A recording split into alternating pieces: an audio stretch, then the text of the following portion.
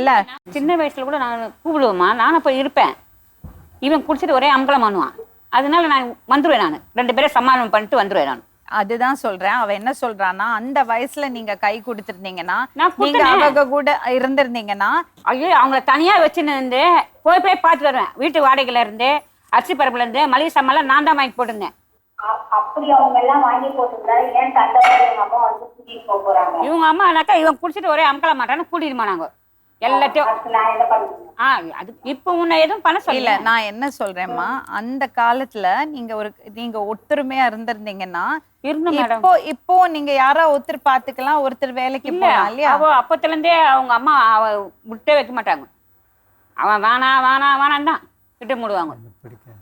அப்பத்துல இருந்தே நீங்க குடிச்சிட்டு இருந்தீங்கன்னா எப்படி அவங்களுக்கு பிடிக்கும்? குடிச்சுன்னா இருப்பான். நான் தான் அன்னைக்கு உங்களுக்கு என்ன சொன்னேன், உள்ள நான் எடுத்து வச்சுன்னு பேச மாட்டேன். 2 பேருமே சரியில்லை மேம்.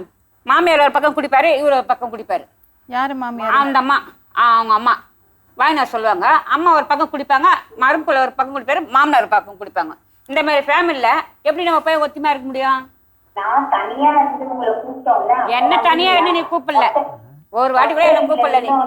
நீ என்ன கூப்பிடவே இல்லை, கூப்பிடவே இல்லை. நாங்க தான் எல்லாமே உனக்கு பண்ணி எல்லாம் செய்யறோம். எதையுமே நீ கூப்பிடல. நான் என் பிள்ளை தான் இருந்தேன், யாரும் இல்லைன்னு இல்லையே. நீ வந்து என்ன கூப்பிட்டியா? கூப்பிடலையா? அப்படின்னா அவனதான் திட்டி அமைச்சிருவாங்க. எப்படி வந்த நீதான் குழந்தைய ஒன்று தூக்கின்னு ஓடிடுற, ஆத்தா வீட்டுக்கு குழந்தை தூக்கிற ஓடிடுவேன். என் பிள்ளைய விட்டு நான் இருக்க முடியுமா? அவனை வேணான்னு வச்சு தட்டி விட்டுருவாங்க மேடம். சம்பர் வரைக்கும் கம்மி வச்சுருப்பாங்க, இல்லைன்னா அனுப்பிச்சிருவாங்க. தேவி, இப்ப ஏதாவது வாய்ப்பு இருக்காமா சேர்ந்து வாழறதுக்கு? எத்தனை வருஷம் ஆச்சு நீங்க பிரிஞ்சுட்டு?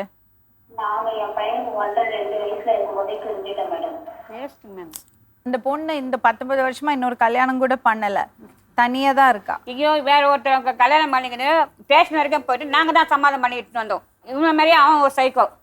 பிடிக்கிறியா? நல்லொன்னா பிடிக்கிறியா? அதுவும் சொல்றேன்னே, செவத்து வச்சுன்னு சித்திரம் எதிரி என்ன மாமியாருங்க சொல்லுவாங்க. அவங்க மேல எந்த குறையும் நான் எப்பவுமே யார்கிட்டயும் சொன்னது கிடையாது.